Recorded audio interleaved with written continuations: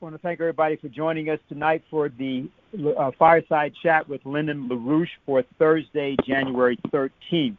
We started a couple minutes late because we're having a technical problem that seems to have been resolved. And we're meeting at a very, very dangerous moment. It's a moment in which we were caused to ask the question, or to pose the question, to stop your impending incineration in a thermonuclear war. Are you prepared to crush the City of London and Wall Street?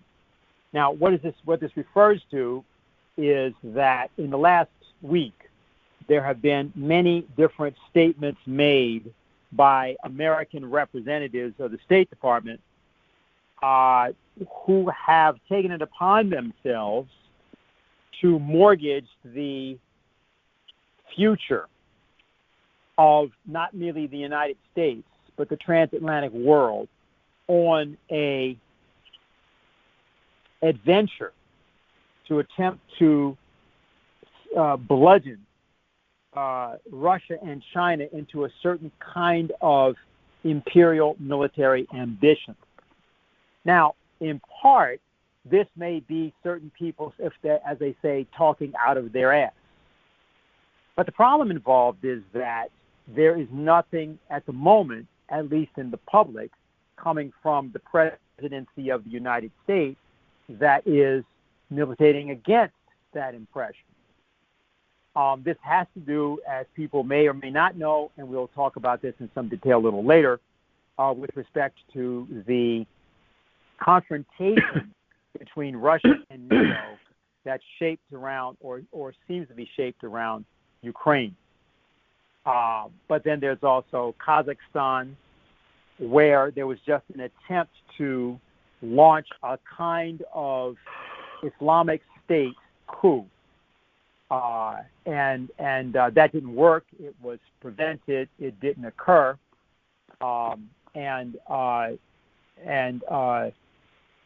That was an operation by what's called Project Democracy or the Project Democracy Forces. Today, it has been stated that the approval ratings of Biden are at an all-time low, 33%. And various persons are asking among the even less informed media why this is the case. And so some people have said, is it because of his performance around COVID? Is it because of what he's trying to do around the filibuster and the whole voting rights question? Is it because of the bellicose statements that seem to be being made by the State Department around provoking war? Is it this and is it that? The reason, and this is not about the popularity question, but the reason that Biden is having the problem is that there are tasks of the American presidency which are world historic. And that person that occupies that office is required to respond to those tasks at the level that history demands. If you are caught below the level of events, as a friend of ours used to say, the late deceased Fred Wills, former foreign minister and economics minister of the nation of Guyana, a person that was a collaborator with Lyndon LaRouche for many years, from about 1976 until 1992 when he passed away. If you're caught below the level of events, of history, he meant, of current history, then you pay for it. And your nation pays for it. And under certain circumstances, humanity pays for it. That's not only, however, the duty of an American president. And in a moment, when Diane discusses her observations or sort of reflections on the Reverend Martin Luther King, Jr., you'll be able to see what I mean by the idea that each citizen of a republic, such as the United States, is required to take responsibility for the entire republic. That's a pre-existent requirement which is a function of the Constitution, and particularly its preamble. The fact that in these days this is no longer presumed to be the case doesn't change the fact that it is the case. The United States is a revolutionary government. It's a revolutionary governmental system. It was born out of an American Revolution and forged from that. And it was forged from that in revolutionary documents, one of them being the Declaration of Independence of 1776, the other being the Constitution of 1789 and its preamble as written by Alexander Hamilton's best friend, closest friend, Gouverneur Morris of New York. And the first president of the United States, George Washington, and his Secretary of Treasury, Alexander Hamilton, were both veterans of that revolution. It's always peculiar to me that people consider Fidel Castro and Che Guevara to be revolutionists, but they never look at George Washington and Alexander Hamilton and in a far more successful revolution that they made, which established not merely a new nation, but it established for the first time in history a context for the implementation of the science of physical economy, first advanced by Gottfried Wilhelm Leibniz in 1672. The actual science of physical economy was only about 100 years old at the point that the United States itself, as a nation, began to practice it. Obviously, individuals or individual elements of the colonies, and Benjamin Franklin's Pennsylvania, for example, had pioneered elements of this, and the Massachusetts Commonwealth had also pioneered elements of what became the American system. But the first time it appeared on Earth as a fully self-conscious system of self-government, including its economic aspects, was in the form as codified by the presidency of George Washington and as made clear in the documents of Alexander Hamilton. We're on the verge of war with Russia, potential war. That may be avoided, but at the present time, only a direct intervention through the presidencies of Russia and the United States and China would be the means by which that could be done. And that presidential system happens to be where we have our greatest leverage and experience. That's not because of somebody we know in the presidency or in the presidential bailiwick. It's because of the way in which Lyndon LaRouche shaped this organization over the many years that he ran it and the presidency that he commanded. Now, I want to say some things here about the nature of war in the American context by reflecting upon one of our members who passed away this week. His name was Bill Jenkins, and he was located in the Leesburg section of our organization. He came from New York City, particularly lived up in the area of the Bronx.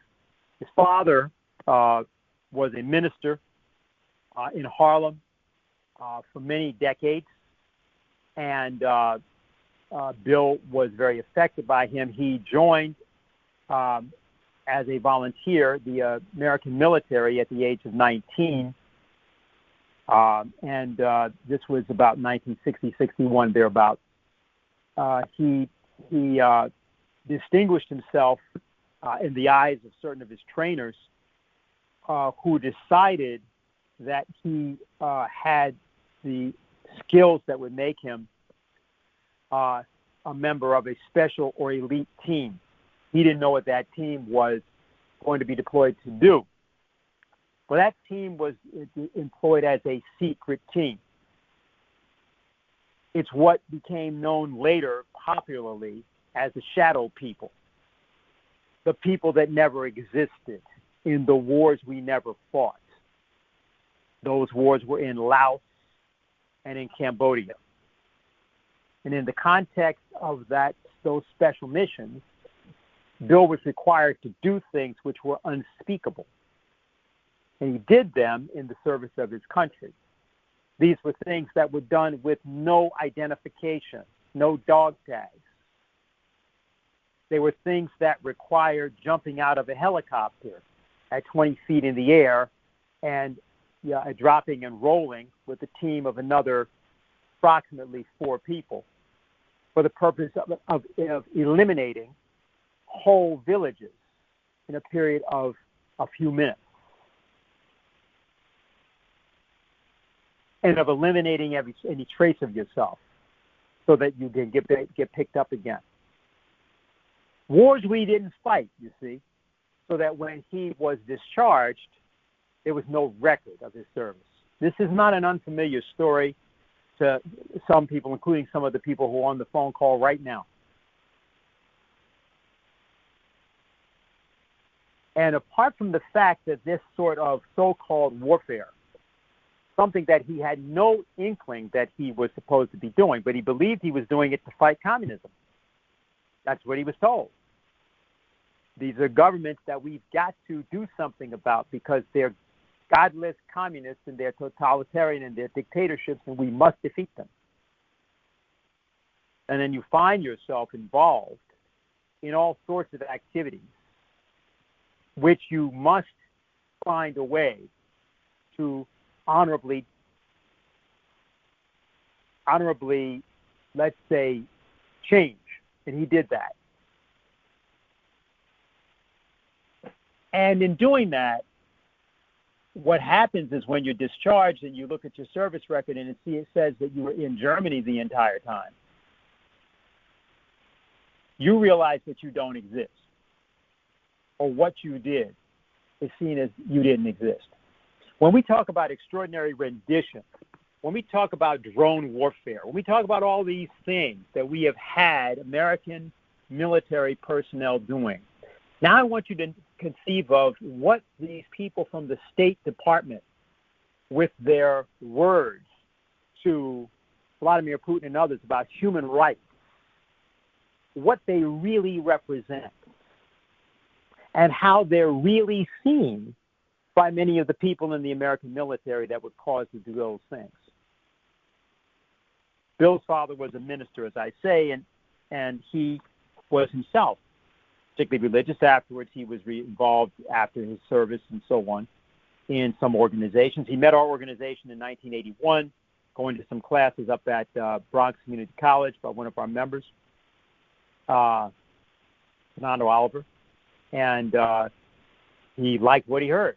They thought it was very exciting. He worked up there. He became an important contributor.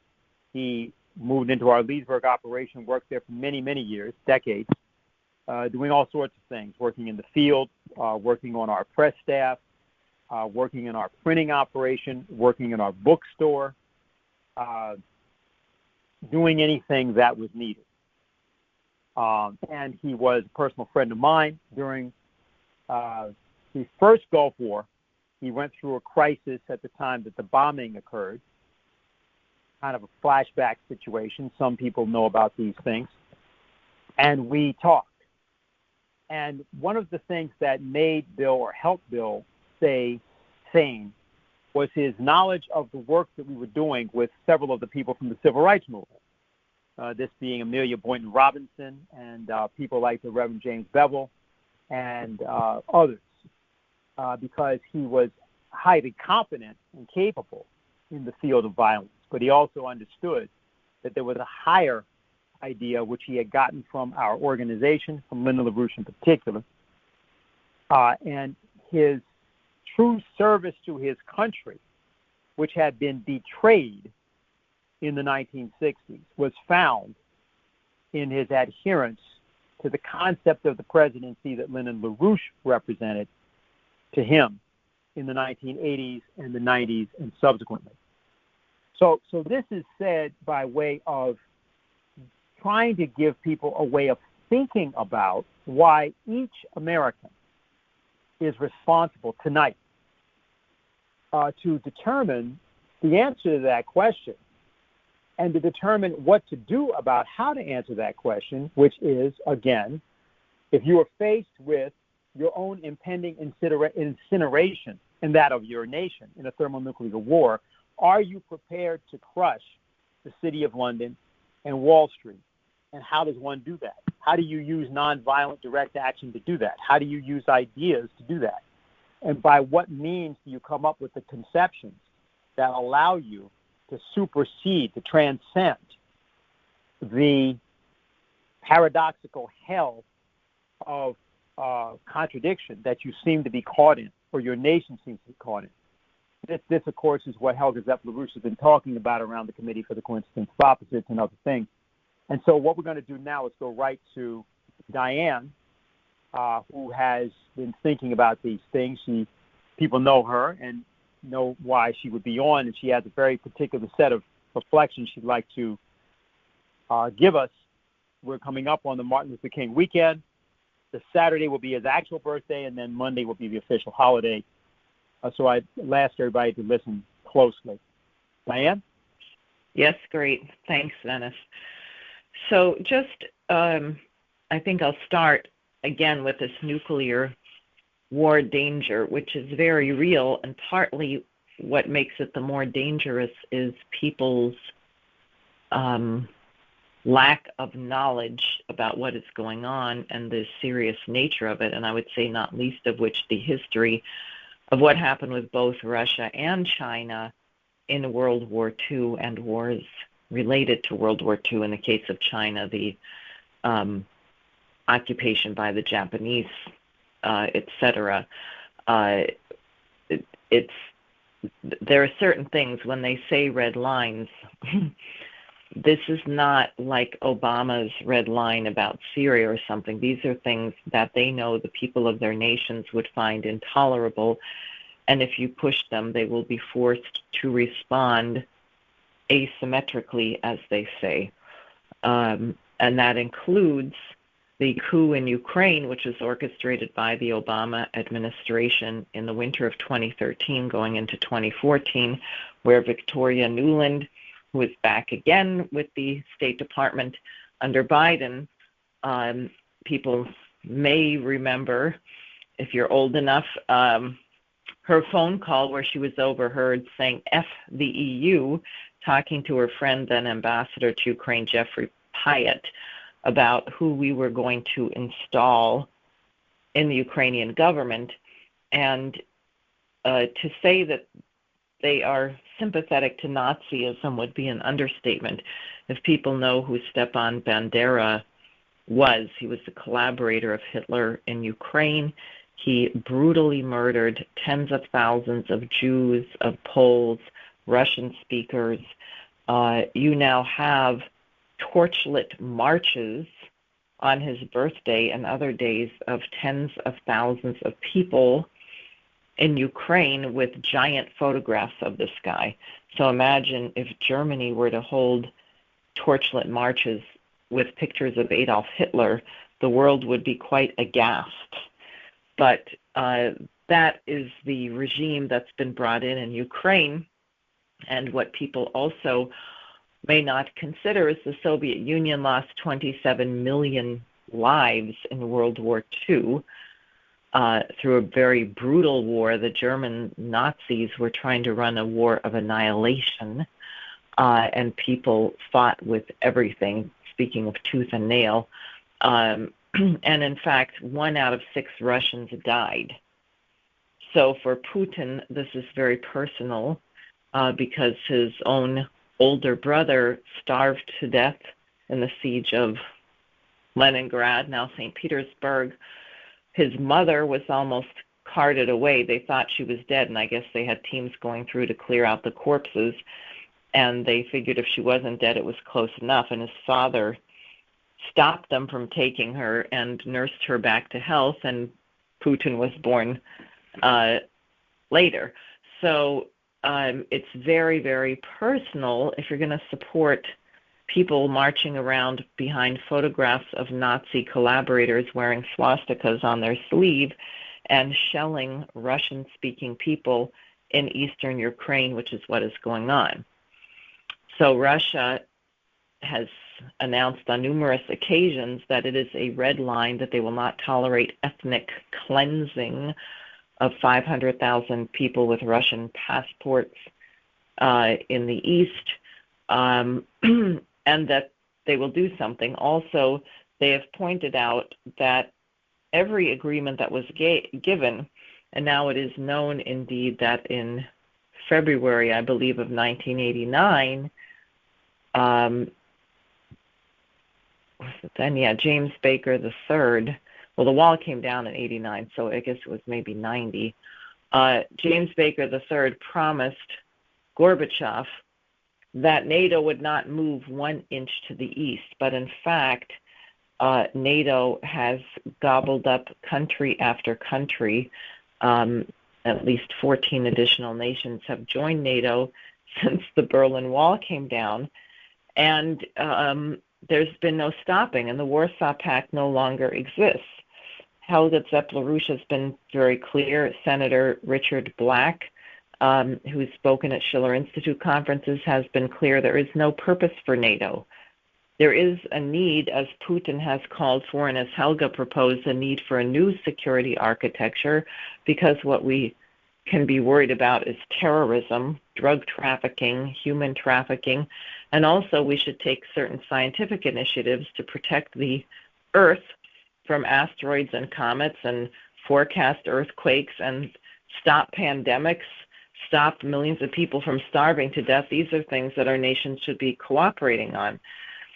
So this situation is such that there was a summit in Geneva between the deputy foreign ministers or deputy secretaries of state, Wendy Sherman for the U.S. and Ryabkov for Russia, and this did not go well. The Russians said that Ukraine joining NATO is absolutely not acceptable, must not happen. And Wendy Sherman said, you cannot close the door on expansion of NATO. So that's a fundamental issue, making the situation extremely dangerous. And I would add that at any moment they can begin to provoke things in a similar way with China over the case of Taiwan. And there's other kinds of saber rattling around Iran, etc. So the danger is very real, and it really requires a cultural shift. I was reflecting on the question of the military-industrial complex. People say, well, the military-industrial complex wants all these wars because they make money. Well, why is it profitable to produce missiles and bombs which only blow themselves and other things up? Why is that profitable? It actually would be more profitable for these same companies to build tens of thousands of miles of high-speed rail, build nuclear power plants, build modern water management systems, build spaceships, build 3D printers, because that kind of thing generates real growth. You don't only get the profit in the initial investment, but what you get is a continuing return, because what you have done is to create something that allows human beings to be more productive. So given that, thinking through that the military-industrial complex really isn't doing the most lucrative thing, because it would be more profitable to actually do things that would generate growth, you realize that maybe there's some lackeys on the low level who have their, get paid, and they do it for pay. But at the top, it's an ideological worldview. Now I'm going to leave that there. You'll hear, I have a recording of Mr. LaRouche saying something that we'll go to in a second. Two other matters. Afghanistan. We were about to see as many as 23 million people die of starvation before the eyes of the world, merely because the Biden administration has chosen to keep the $9.5 billion of the Afghan central bank locked primarily in the New York Federal Reserve. and no money can even go in if you have a relief or a charity from the United States. You can only send $200 at a time. The winter there has become very, very brutal, and you already have 3 million children under the age of 5 at risk of immediate death by starvation. I have seen videos of families who have sold everything just to try to get food, who are literally now selling their children. So this is a crime against humanity, which will be on each of us as Americans if we do not do something to reverse this. And you have to ask yourself why people are not more passionate, and you may be also able to get an insight when people muse. They often wonder, how did Hitler get away with what he did? How come no one stopped Hitler? How did that happen? Well, you're seeing it right now with the situation in Afghanistan. And I would say exactly related to that, I have one example, there are many. It's what just happened with this hideous fire in the Bronx. You had a similar one a couple months ago in Pennsylvania and Philadelphia, where 17 people died in a huge building because there was a fire on the second floor because the owner of the building was not providing heat or adequate heat, and they were using a space heater. There have been numerous violations in the building. Complaints were filed, tickets were opened, repairs were not made. They had a faulty fire alarm system that went off all the time, so when people heard the fire alarm going off, until they smelled the smoke, they thought it was another false alarm.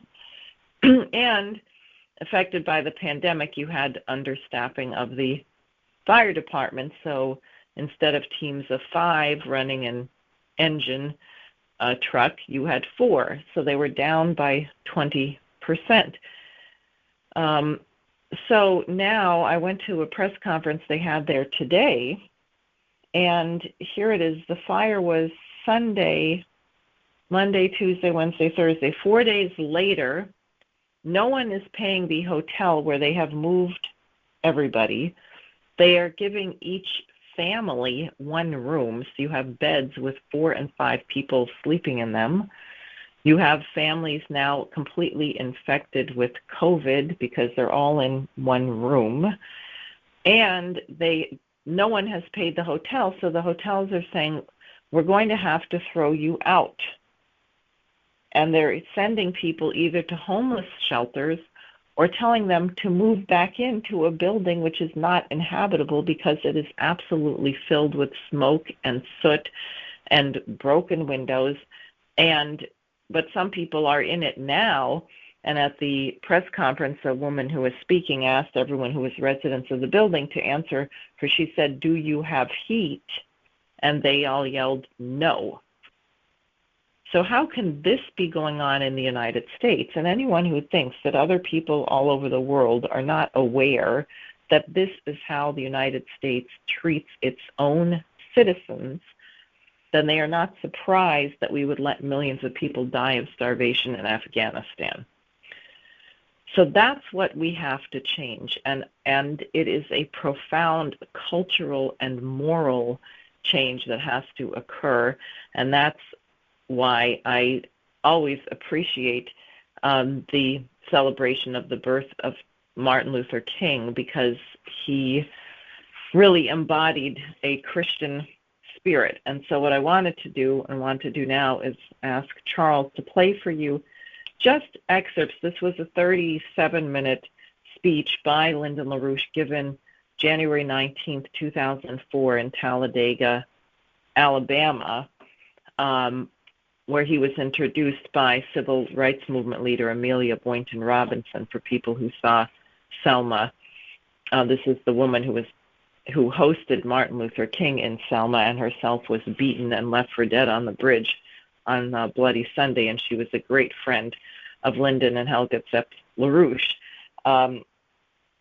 But at any rate, so we're going to only take about 6 minutes of his speech, and it ends in kind of abruptly, which is just as well because you should go and listen to it yourself.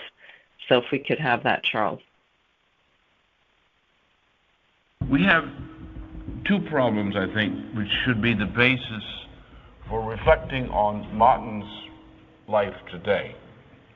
One, we have a national crisis. Now, I'm not going to mince words, and I'm not going to do any political hacking, but the facts have to be told. This economy is collapsing. The situation, relatively speaking, in terms of basic economic infrastructure of the United States today is worse than in 1933 when Roosevelt came into the White House in March.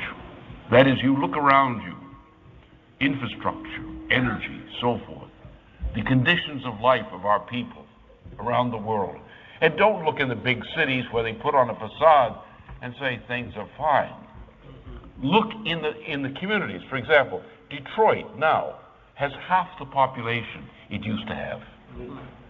An industrial city is gone. Look around Birmingham. You see how the same thing is reported. It was never rich, but their sense of loss of this, that. That's the situation of the United States. We are in trouble.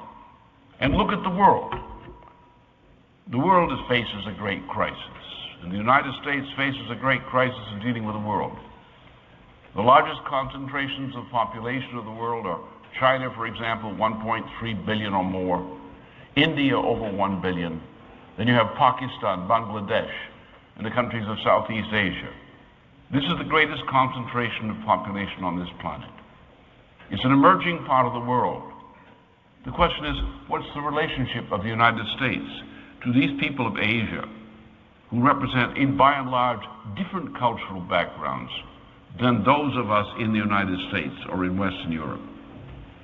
How are we going to find peace in a troubled world? How are we going to find reconciliation in a troubled world with countries which have turned against us because of the war policies of Cheney and some others? So we do not face a new problem today, in one sense. We face the same problem, in principle, that Martin faced, and faced successfully. And I would propose that in the lesson of Martin Luther King and his life, there is something we can learn today which brings him back to life as if he was standing here alive today.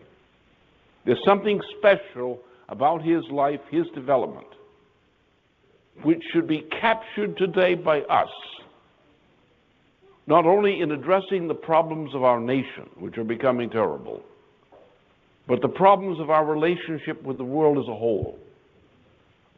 How are we going to deal with these cultures that are different than our own? With an Asian culture, with Muslim cultures around the world, over 1 billion Muslims around the world, with the culture of China, which is different than ours, the culture of Southeast Asia, which is different than ours, the cultural background. They're all human, they all have the same ultimate requirements, the same needs, but they're different cultures. They think differently. They respond to different predicates than we respond to. But we must have peaceful cooperation with these people to solve a world problem. Then you start thinking about someone like Martin. And I want to indicate in the context I just stated what the significance of Martin is today. We had no replacement for Martin. Lesson number one.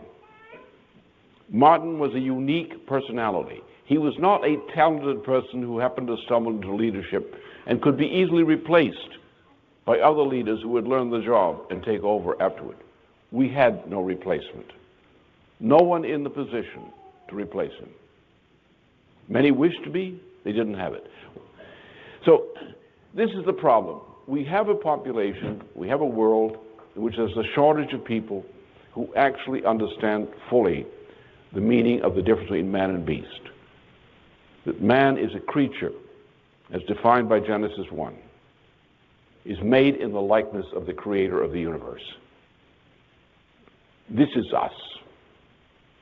We are, because we transmit these ideas, because we transmit this work as no animal can, we love one another. We love the people who come before us. We love those who are coming after us. We care for them in a very selfish way, because in our spending our talent of life. Our sense of beauty depends upon what was coming out of our life in future generations. We love children for that reason. They're our children. We love grandchildren even more than children sometimes. Because our children were able to produce these children. That's great. I mean, you love them specially, and particularly if a person become a grandparent. They love these grandchildren especially for that reason. So this kind of loving is lacking generally in the population, in leaders. Martin obviously had that. Martin was one of the rare people in his time who had a deep sense of what it is to be a human being, who had a deep sense of the lesson of the passion and crucifixion of Christ, and was able to bring to politics, which he didn't go in to get in as politics as such. He was a natural leader. The natural leader is one who comes not from the political process as such, but from the people. Martin never achieved political office. Yet he was probably as important a figure of the United States as any modern president. He achieved that. His authority as a leader came from the people. He fought against the people and with the people to free them. So that's Lyndon LaRouche's reflections on Martin Luther King from Martin Luther King birthday lunch in 2004. And now what I just wanted to share with you, it's strikingly appropriate for today, is a sermon that Martin Luther King gave in February of 1962, the year of the Cuban Missiles Crisis, but early in the year, and I think you'll hear why. And this particular sermon is called A Knock at Midnight, and it is based on the scripture from Luke 11:5 and 6. Which of you who has a friend will go to him at midnight and say to him, "Friend, lend me 3 loaves, for a friend of mine has arrived on a journey and I have nothing to set before him," unquote, question mark. So King says, it is midnight within the social order. On the international horizon, nations are engaged in a colossal and bitter contest for supremacy. 2 world wars have been fought within a generation, and the clouds of another war are dangerously low. Man now has atomic and nuclear weapons that could, within seconds, completely destroy the major cities of the world. Yet the arms race continues, and nuclear tests still explode in the atmosphere, with the grim prospect that the very air we breathe will be poisoned by radioactive fallout. Will these circumstances and weapons bring the annihilation of the human race? When confronted by midnight in the social order, we have in the past turned to science for help, and little wonder, on so many occasions science has saved us, and he lists a few things, scientific and medical breakthroughs. But he says, science cannot now rescue us, for even the scientist is lost in the terrible midnight of our age. This midnight in man's external collective life is paralleled by midnight in his internal individual life. It is midnight within the psychological order. Everywhere, paralyzing fears harrow people by day and haunt them by night. Deep clouds of anxiety and depression are suspended in our mental skies. More people are emotionally disturbed today than at any other time of human history. The psychopathic wards of our hospitals are crowded, and the most popular psychologists today are the psychoanalysts. It is also midnight within the moral order. At midnight, colors lose their distinctiveness and become a sullen shade of gray. Moral principles have lost their distinctiveness. For modern man, absolute right and absolute wrong are a matter of what the majority is doing. Right and wrong are relative to likes and dislikes and the customs of a particular community. Midnight is the hour when men desperately seek to obey the 11th commandment. Thou shalt not get caught. According to the ethic of midnight, the cardinal sin is to be caught, and the cardinal virtue is to get by.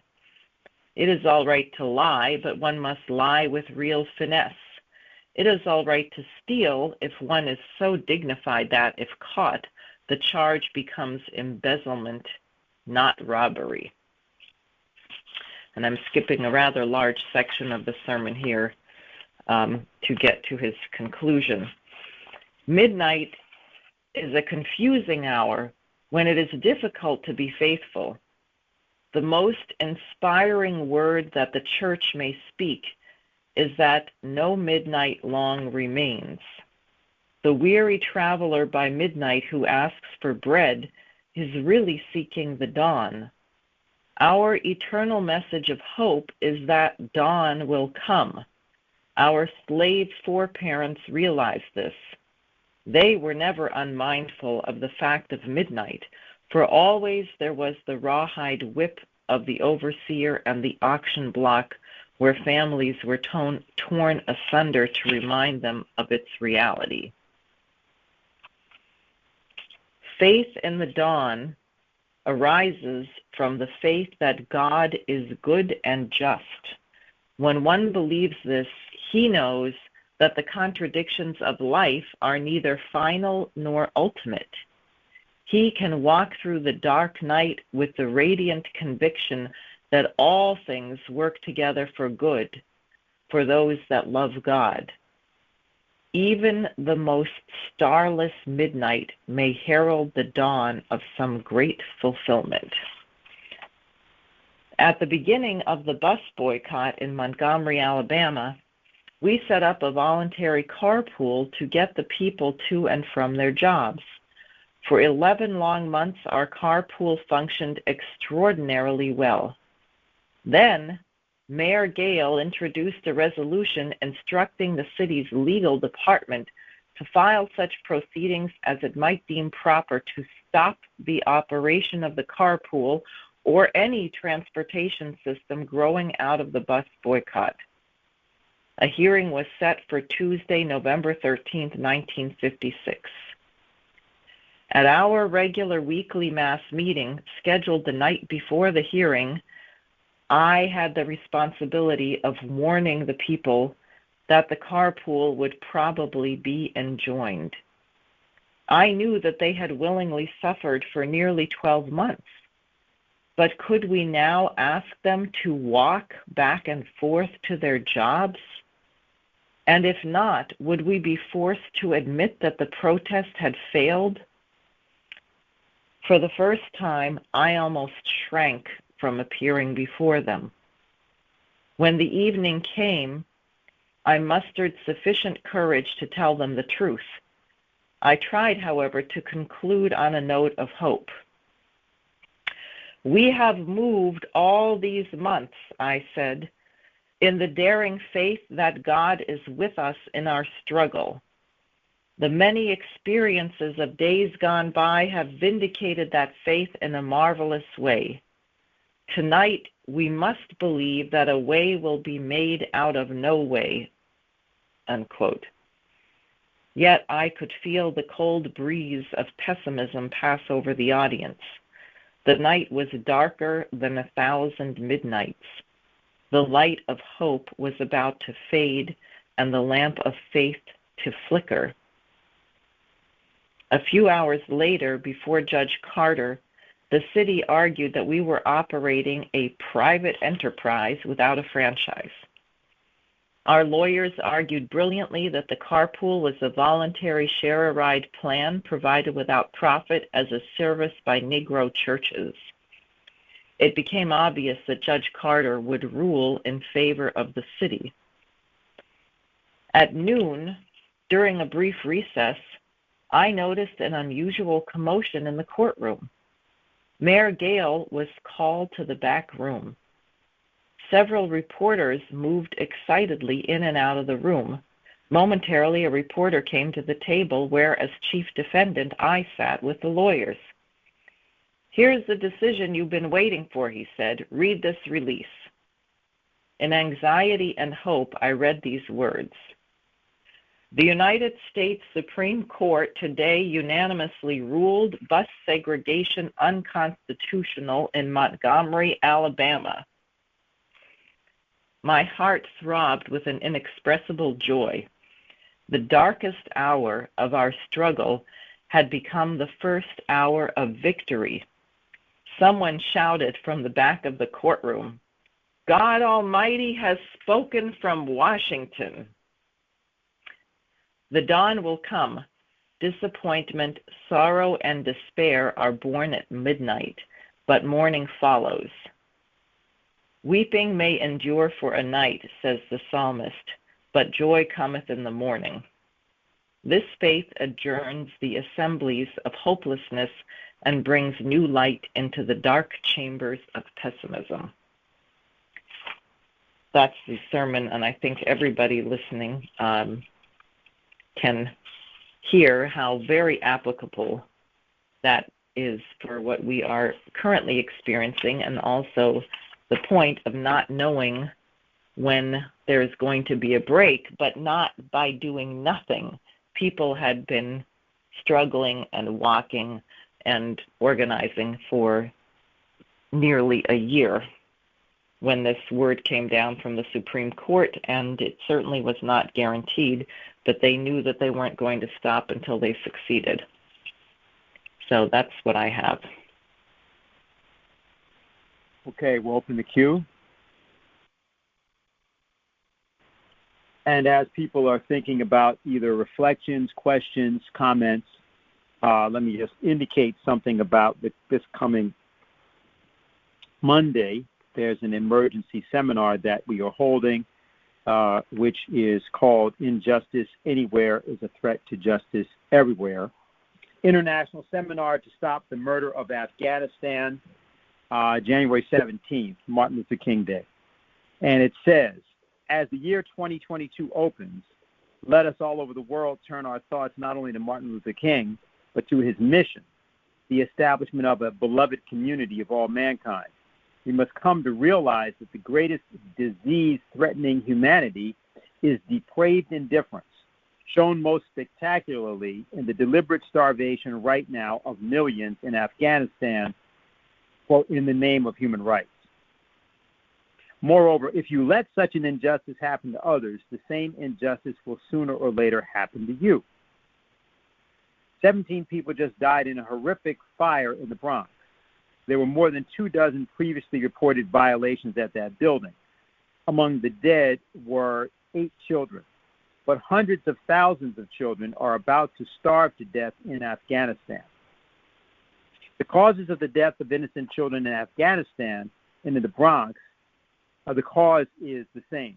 The cause is a depraved indifference as to whether or not they either would or should survive. Once, nations aspired to prosperity for all citizens. It was called the general welfare of ourselves and our posterity. Now, because we refuse to stop Wall Street and the City of London's futile attempts to continue their bankrupt system, mass death beckons daily throughout the transatlantic world. We are told that, regrettably, mass death will be normal. It will be endemic in the form of pandemics or war or extreme events. If that be so, that must be a direct result of our depraved indifference, because we could have treated the sickest, the hungriest, the most vulnerable in the world first, but instead chose not to do so and still continue to choose not to do so. And then it describes Operation Ibn Sina, the plan designed by the Schiller Institute to resolve the injustice underway in Afghanistan, and by that means create a united worldwide effort to roll back the glaring injustices in healthcare and other areas, and talks about releasing the money, the $9.5 billion in funds, which is only the beginning. It talks about why people have the power to implement this, and that will happen on Monday. Time for that is going to be 11 a.m. And we're doing it at 11 a.m. in order that we could have Europe on. That's 6 hours ahead of us, 5 p.m. there. And then countries in Central Europe, also South Africa, which is like an hour, 6 p.m. It'll be that time, also Moscow. And then, of course, it'll be 8 o'clock in the morning on the west coast of the United States. So everybody can basically, including around the world, participate. So it'll be at 11 a.m. And it's not intended to be an absolute, like, full-blown conference because, we don't really have the time to do that, but to organize that. But it is a seminar on that topic. So that's what we'll be doing at that time. We're still working some things out on Saturday, but Mike Billington will join me on Saturday, and we are expecting another special guest that has to confirm for that day. We'll let that be known, and we'll set out an email about that tomorrow once we know.